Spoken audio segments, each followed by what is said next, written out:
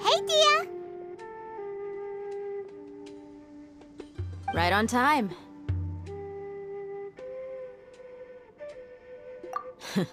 We'll know any moment now. Paimon's been wondering. You seem to know Candace pretty well. Have you been friends for a long time? We've known each other for some time now. She's a pretty interesting person.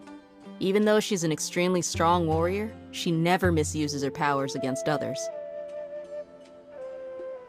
Oh, Paimon knows what you mean. Like a lot of martial artists say, never take the fight outside the ring. Yep, I guess you can put it that way. It takes strong convictions to be as dedicated as she is, and shoulder that kind of responsibility. Us mercs, on the other hand, we pretty much live from one day to the next. Well, Paimon thinks you're great too. Really? Thanks for that.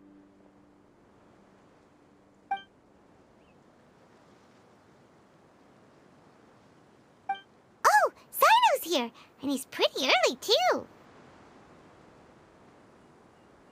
Yes, I was here yesterday to help out a little.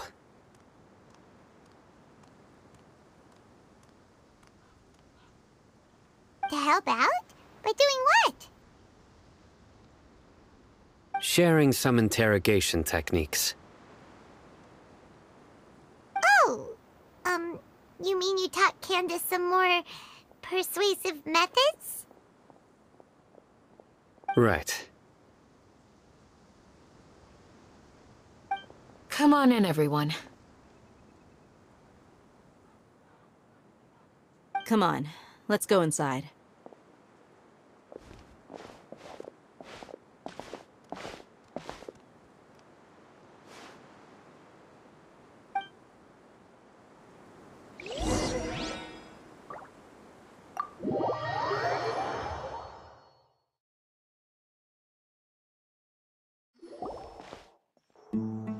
Candace, where?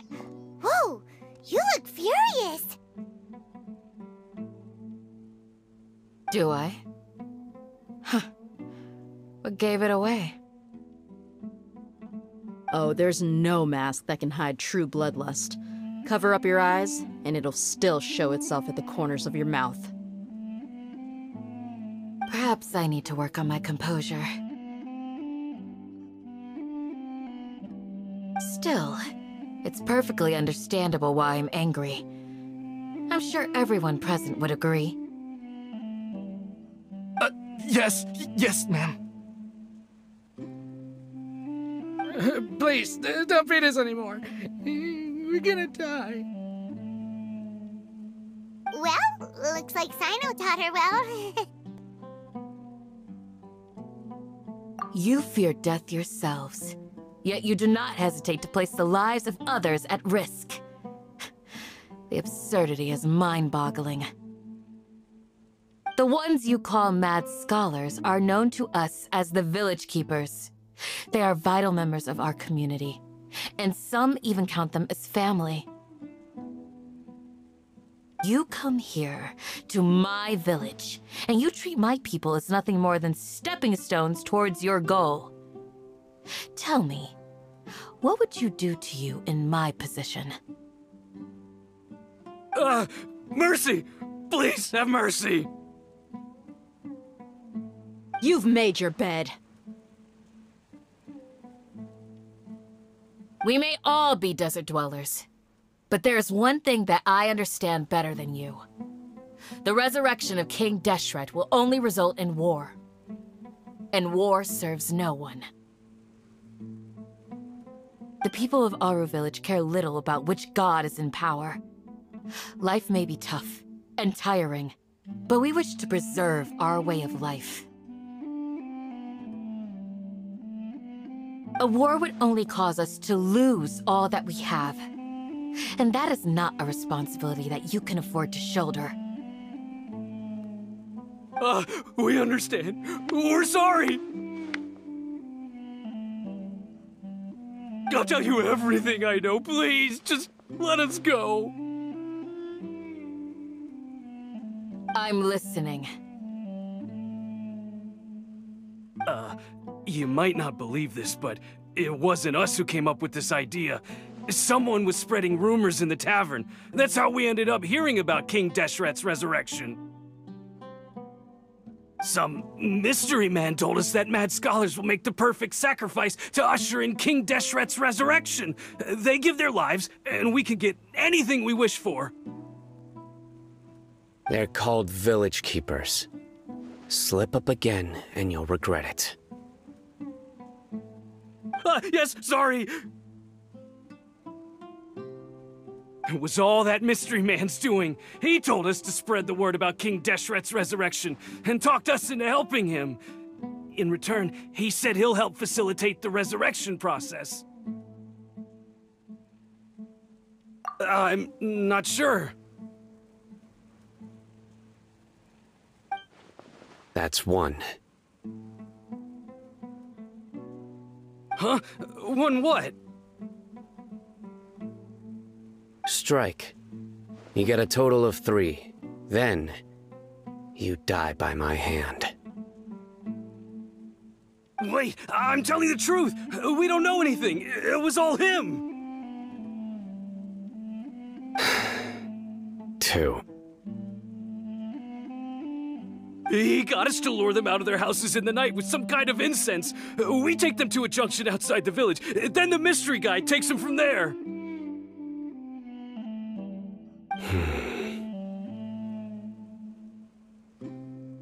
You gotta believe me, please. I'm telling the truth, I swear. Just ask them if you don't believe me.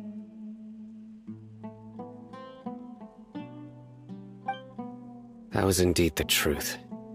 Traveler, go on.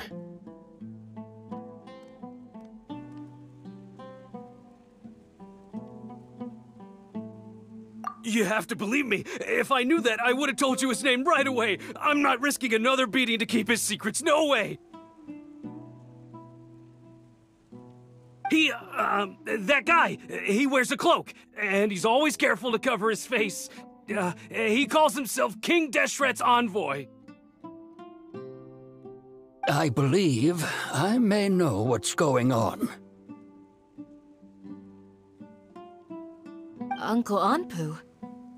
What do you mean?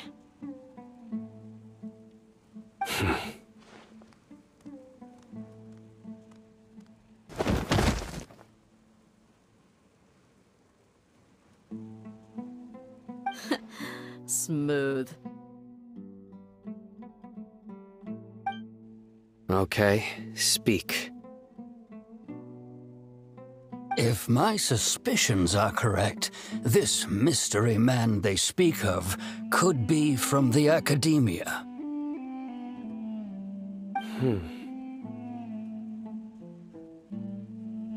Some time ago, people from the akademiya attempted to take the village keepers away.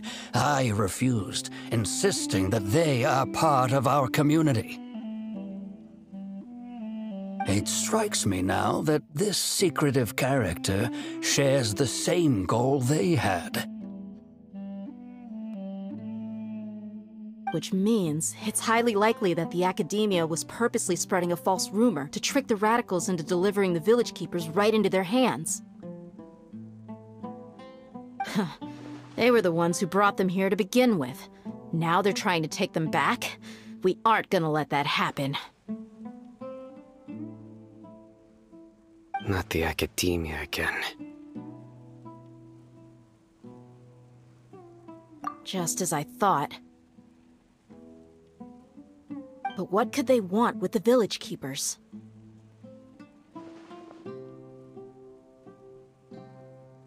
People are nothing but tools in the eyes of the akademiya. A change in their plans likely means they found another way to exploit the scholars.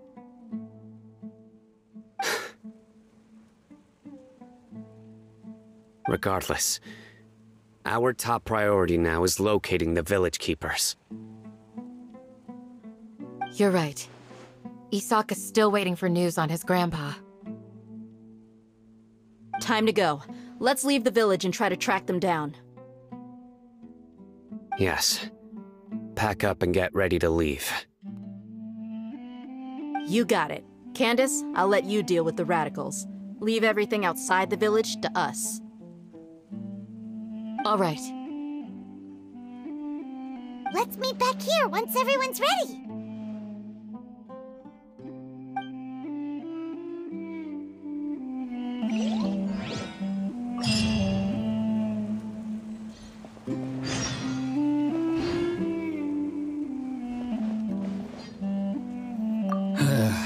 I just hope everyone's all right.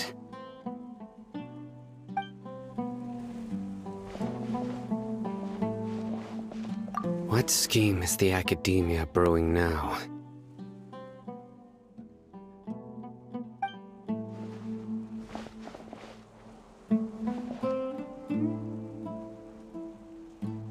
You look worried. Thinking about the village keepers? Yes. I'd look for them myself if I could. As members of our village, each one of them is very important to me.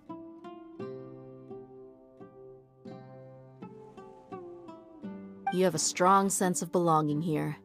I guess I'm the opposite. Mercs are stray dogs, wherever they go. Dehya, don't say that. You can be a part of this community too. Thanks. I'll let you know when I feel like joining.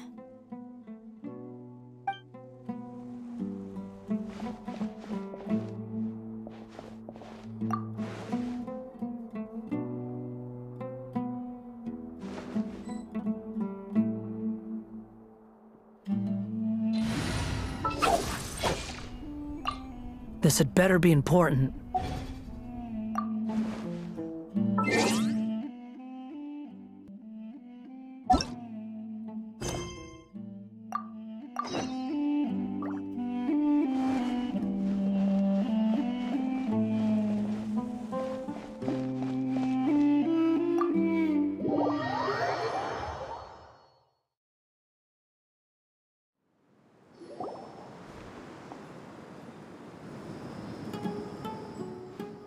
Let's get some food in us and then we'll... Whoa! Where did you come from? Well, as you can see, I am merely sitting here and reviewing what we have deduced thus far. You were gone for ages, and now you're suddenly sitting here musing to yourself? Where have you been anyway?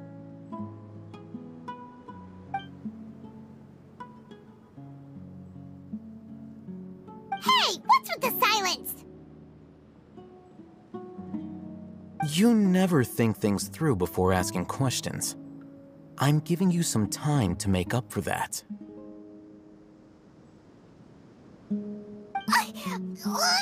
Paimon's so mad! Paimon's gonna give you an ugly nickname!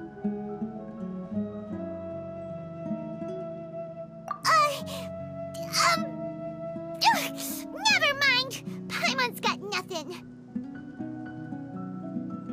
There's just nothing super obvious to pick with this guy. It makes it so hard.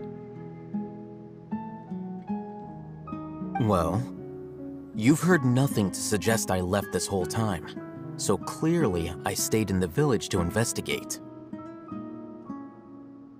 Anyway, you plan to leave Aaru Village and keep searching for the truth of this matter, yes?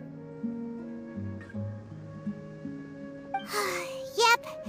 We're not gonna find out anything more by staying here, so we thought that we might as well take the search elsewhere.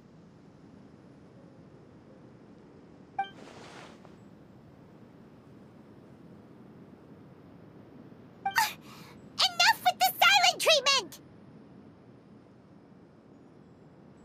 No. I'm just surprised that you decided to team up with him. Al-Haytham, you haven't helped us out at all ever since we arrived at Aaru Village. Bold of you to question our choices. Yeah, you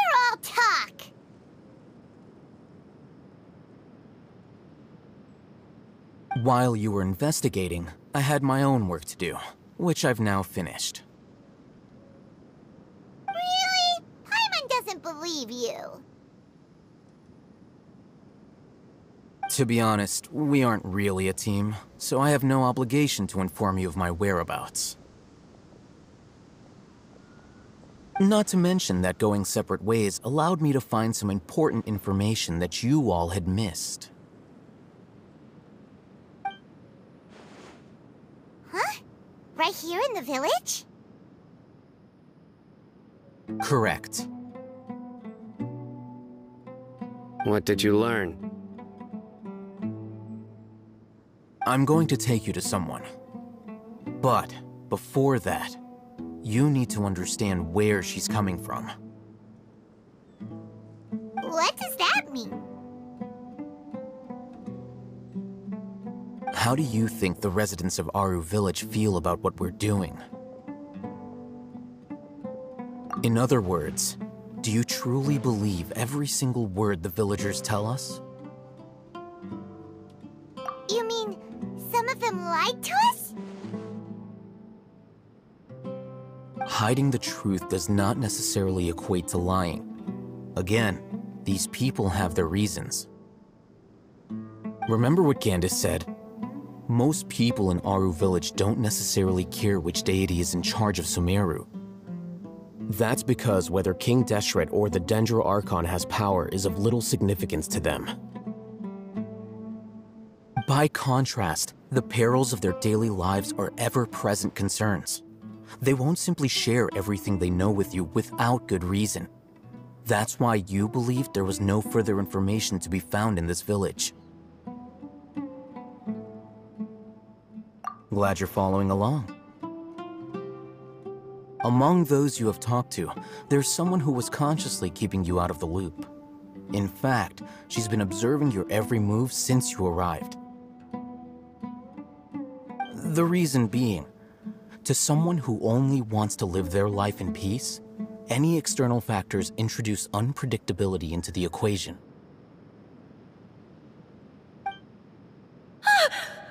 Those eyes, those fierce eyes. You look like a real fighter. Don't change the subject.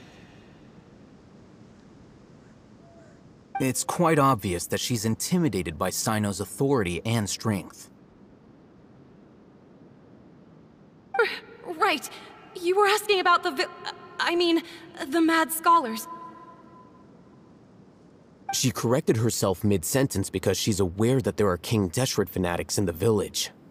If she sounds too friendly towards the village keepers, she could easily make herself the radicals' next target. I think it's been a few days since I last saw them. I usually go to bed pretty early, so I'm not too familiar with what goes on at night. Remember? She made a point of denying her involvement in anything that occurs at night. But honestly, I feel quite sympathetic towards them. Even though they act a little strange, they've helped me in the past. If it weren't for them, my house would have collapsed long ago. After speaking to the village chief, it became clear that the village keepers had protected Aaru Village at night. In other words, the young miss was very much awake during that time. Then why would she lie? By getting involved with an outsider, she risks drawing unwanted attention to herself. As for why she might be so wary about all this, maybe you should ask her. I'll pass on this one. You said that she is afraid of me. If so, it's best if I stay out of this. We're on it!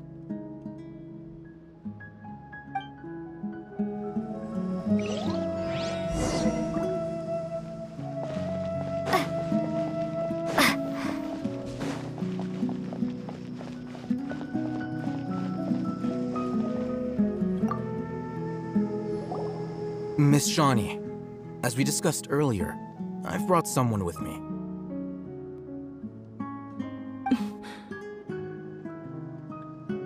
Mr. Alhaitham, I'm aware of where you stand, but how can I make sure that your friends think the same as you? Huh? What do you mean? We need to clarify our stance or something? Go ahead and talk to her. You'll get the answers you want. Go on. Earn her trust. Is it really that simple? May I call you Traveler? Hi, Traveler. I want to ask you something. Do you think the resurrection of King Deshret can truly change Sumeru for the better? Why's that? That's very similar to what Miss Candace says. I know you two are friends. That's why I'm willing to talk to you, even though I do have some reservations. Before, I wouldn't even have the courage to ask something like this. Traveler, do you believe our lives will get better?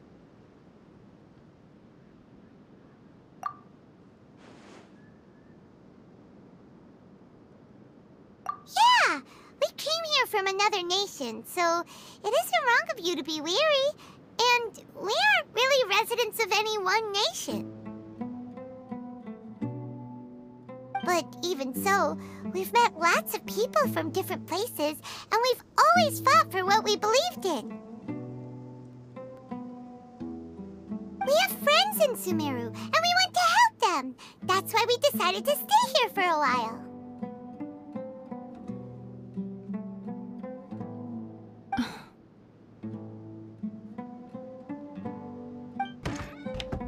I want to trust you.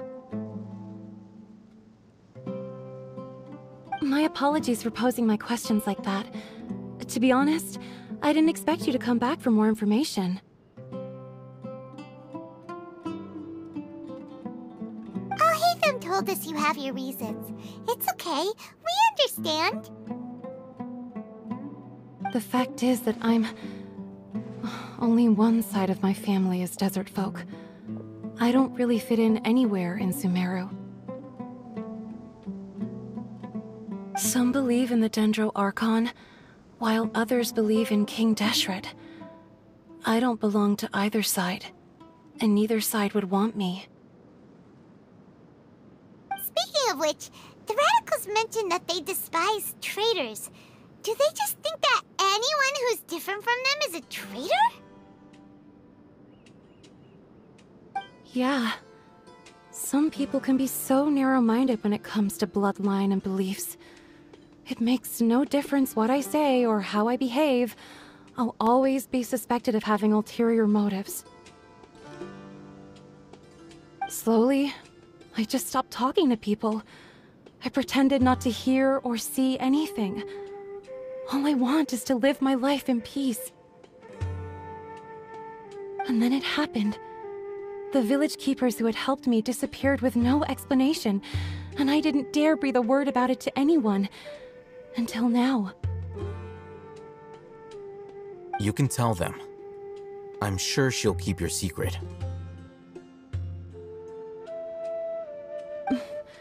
All right. I'll tell you what I told Alhaitham. I actually have a sharper sense of hearing than most. Sometimes, I hear strange crying sounds in the night. There are ghosts? Perhaps. I'm not sure. It's faint, but it's definitely the sound of crying. It comes from far away in the distance, and always carries very raw emotion. It used to be louder and more frequent, but ever since you arrived in the village, it doesn't seem to happen as often, and when it does, it's much quieter. I have to focus really hard to make it out. I confirmed this with the guards on night duty. They also have someone with a good ear, and he's heard similar sounds at night. But, because we're in the middle of a desert, he would rather believe that they are the cries of beasts than ghosts. There's really nothing around these parts, except for an old hospital not far from the village. I think they used to use it for treating Eleazar, but it's been abandoned for years. Yeah, let's go!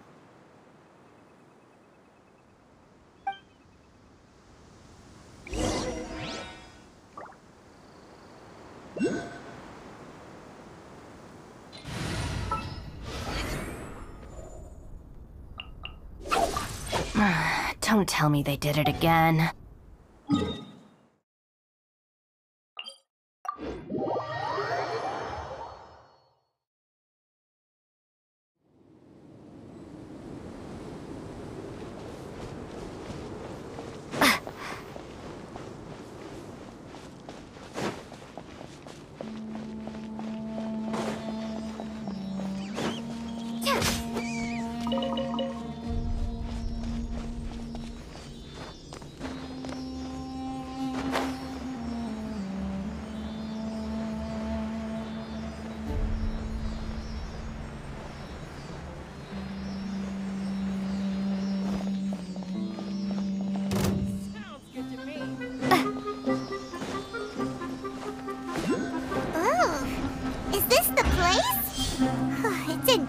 Shape, and there's sand everywhere. Empty and forgotten. An ideal place to hide people.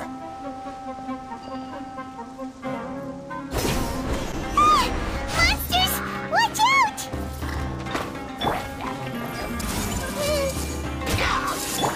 Stand with me! One with the forest. Yeah.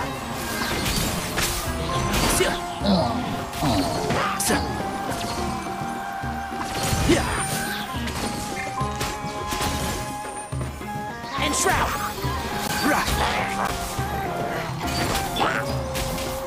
Scatter!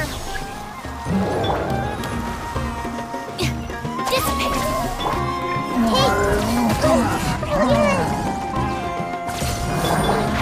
Can't see?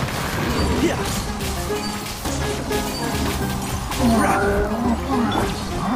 Propagate! Stand with me! I see everything.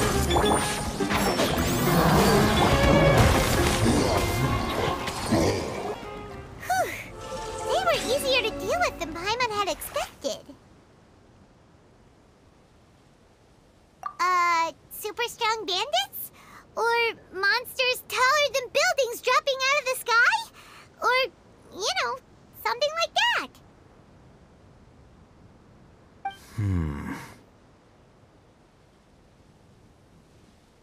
He looks super serious. We gotta stay on our A game too.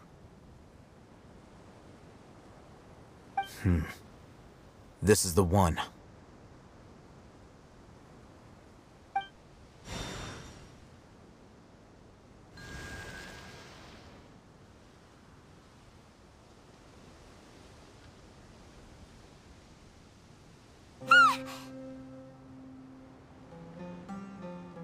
Let's go in and take a look.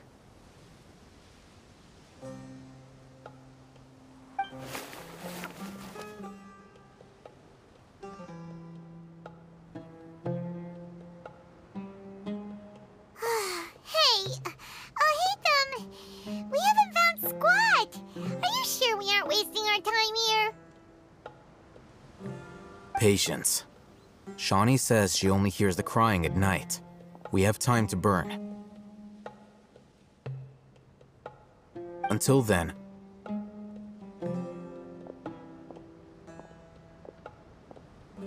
I'm taking a break.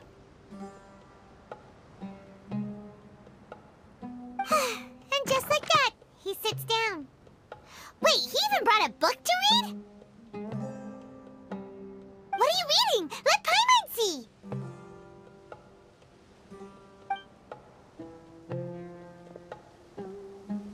Okay, sure.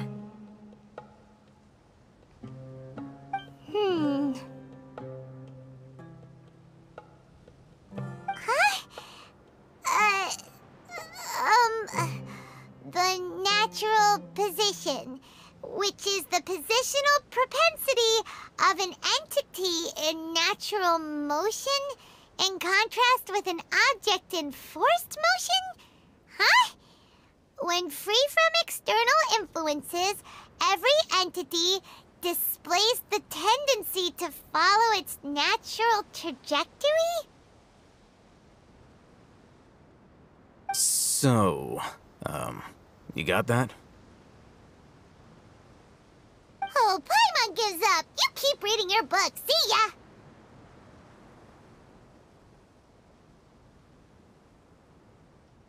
How is he so relaxed? Look at him, reading an impossible book in a creepy place like this. Hey! Paimon's your Tibet travel guide. Paimon knows plenty of useful stuff already. And anyway, is that Paimon's fault that the books people read in Sumeru are so complicated?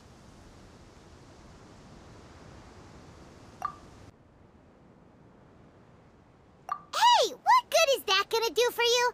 You're acting like one of those annoying grown-ups who go around nagging people to focus on their studies. Hey, what gives? Shouldn't you be the one providing for Paimon? Oh, right. Okay then. Thank you for working so hard and earning so much more. If it weren't for you, Paimon would probably still be floating around in the ocean somewhere. Thank you.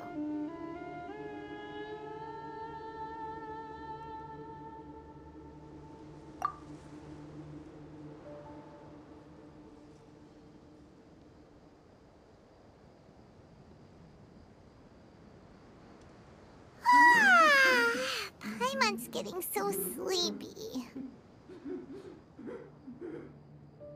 Huh? What was that sound? There it is.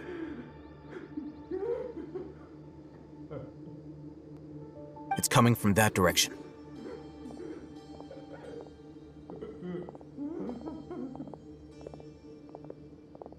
Is the sound coming from here? Huh. Paimon's not seeing anything.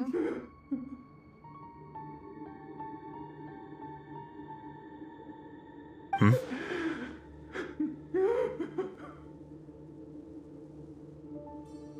It's from below.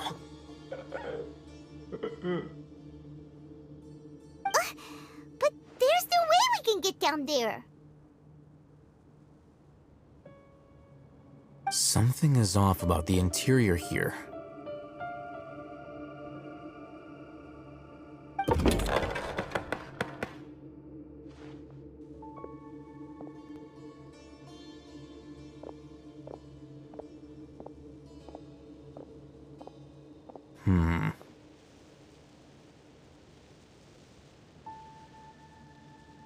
As I thought, there's a hidden structure. Wow! It's like they tucked another hospital into this one! Oh, it looks like there are other mechanisms around here. Let's keep exploring.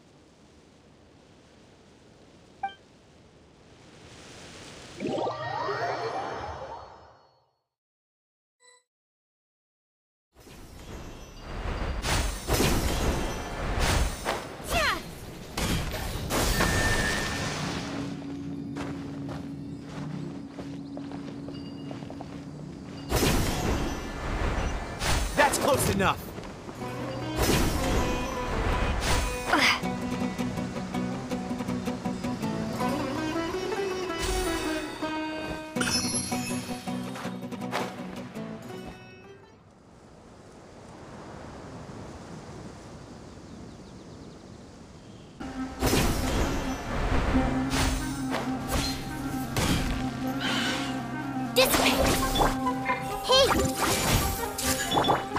I'll uproot you! And shroud!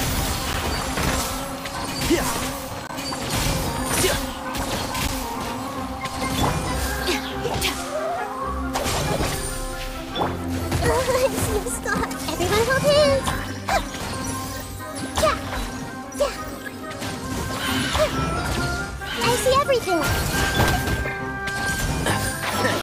see? Our bond is strong. I hear everything.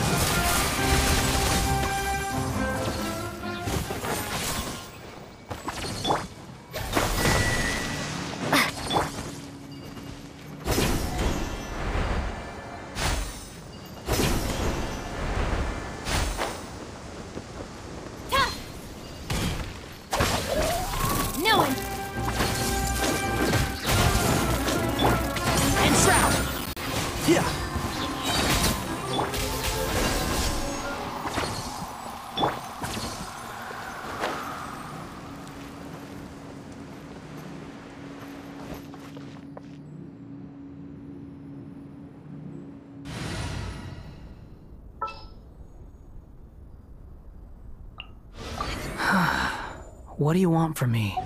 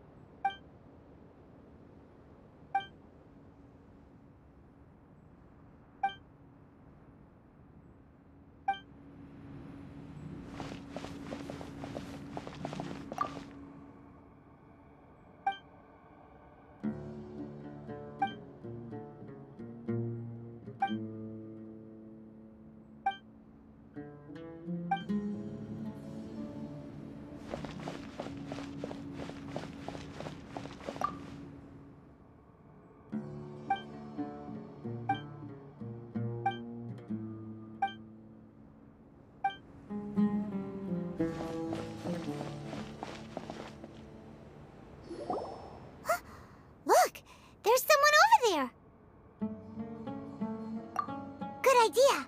Let's approach him slowly without alarming him.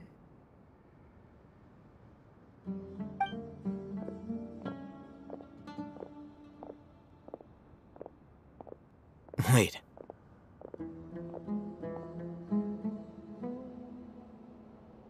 You're...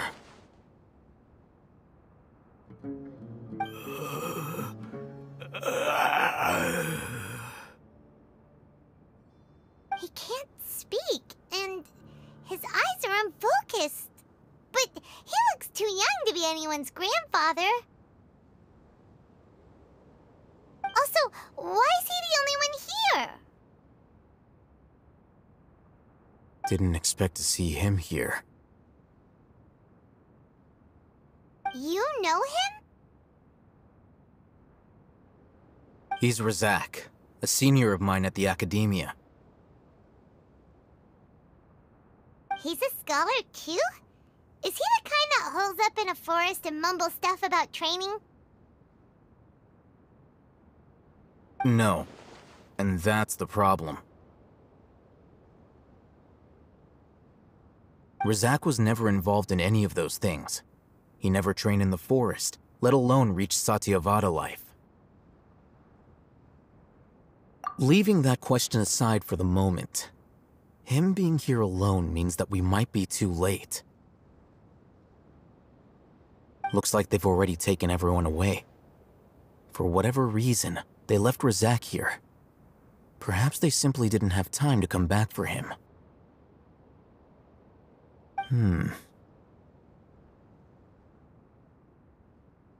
There are drag marks on the ground. They're clearer by the doorway. Someone was forcefully drawing a cart that was loaded with something heavy. Loaded with people? That is one possibility. It looks like they were in a hurry, as if they were afraid of being caught. In their haste, they failed to notice Razak hiding in a corner.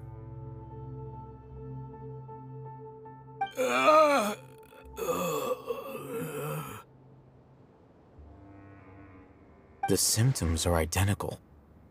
Looks like we found living proof. Huh?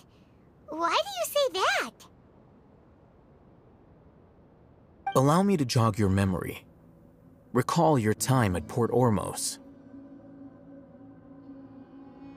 Don't you think his symptoms look familiar?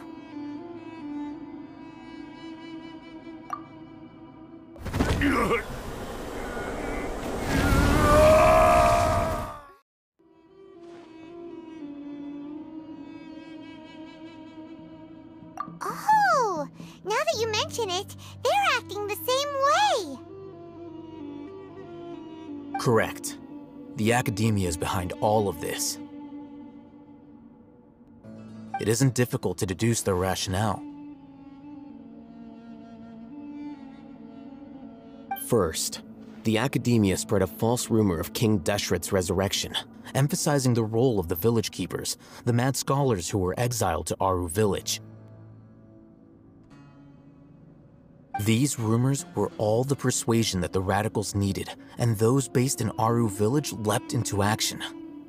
Unbeknownst to them, of course, through rounding up the scholars, they were actually helping the akademiya. As well as being able to exploit the radicals for their own ends, this scheme has one further advantage to the akademiya. All the risks and responsibilities are offloaded onto King Deshret's followers. Life for the desert dwellers has been brutal ever since King Deshret's death all those years ago. Beneath the surface, feelings of desperation are widespread. Many would give everything they have for the prospect of something better. Anyone looking to exploit that for their own ends simply needs to make a few empty promises. Even if complications arise, people will see that those involved are all followers of King Deshret and look for no further explanation than differences of belief. A deep-seated mistrust of the desert and everyone in it by the rest of Sumeru will make sure of that. The notion of an akademiya plot wouldn't even cross their minds. It may seem like a simple strategy, but it is able to work wonders under Sumeru's current circumstances. Oh, that makes a lot of sense. It's in line with the village chief's theory, too. But there's still one very important question. Wasn't it the akademiya that brought the scholars to Aaru Village in the first place? Why does it want them back now? Throughout this process, one thing has changed: the scholars' identity. First, they were scholars. Then, they became lunatics. After that, they were exiles. And finally, they become missing persons. An exile is still patently a living, breathing human being. But when someone becomes a missing person, that is brought into question. If you can't find someone, you have no way of knowing what exactly happened to them. That makes missing people an ideal resource. Resource? For what exactly? One possibility is that the information in their brains could be extracted into knowledge capsules. Extracted? You mean canned knowledge comes from people's brains? With the technology of the Sumeru akademiya, it's entirely possible. Perhaps the process caused them great suffering, which is why they cry out in the dead of night when no one is watching them. So, the human brain... Nope, nah, Paimon doesn't want to think about this. I'm the akademiya scribe, after all. I'm familiar with their projects. Anyway, judging by Razak's state, the contents of a divine knowledge capsule were extracted from his mind, but something went wrong in the process. Or perhaps his curiosity got the better of him, and he used such a capsule for himself. Paimon's a little confused. Can they just use anyone's brain?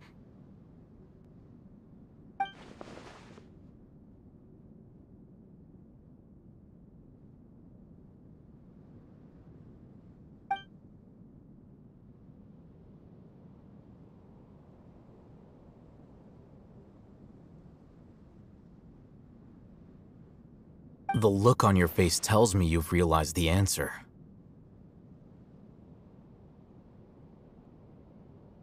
That's right.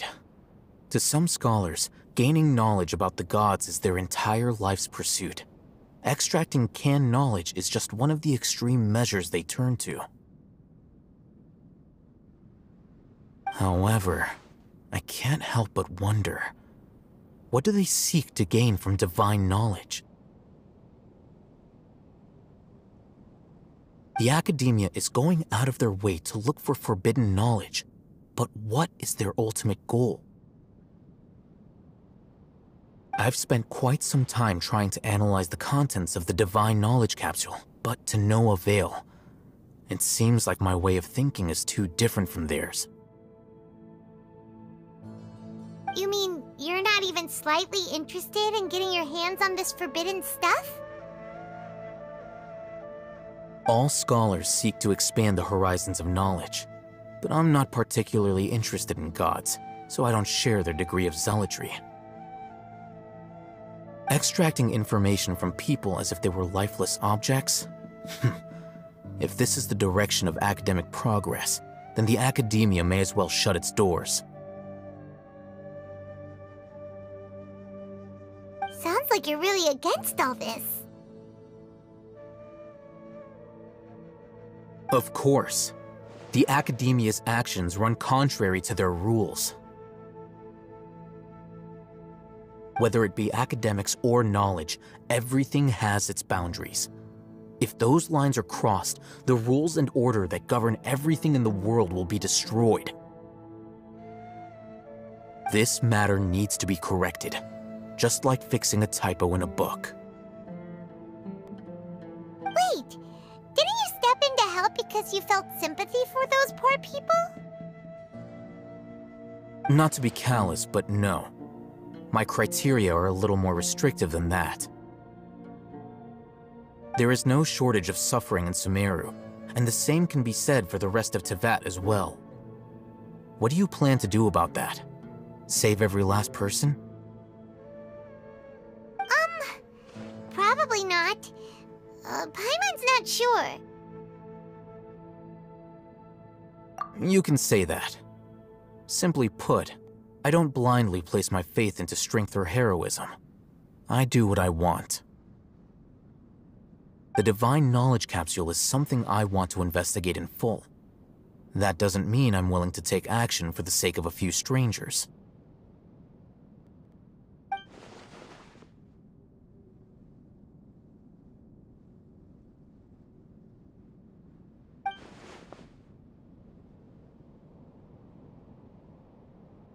Paimon's been wanting to say this for a while. There are a lot of bad guys in the akademiya, but you're not one of them. You're their weirdo. You're probably right.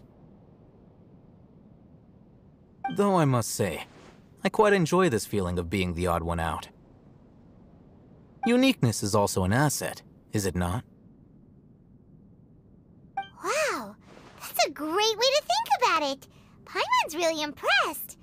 If only Miss Shani had a similar mindset, her life would definitely be a lot easier. I'm just a more likable person than her in general. There's nothing more to it than that.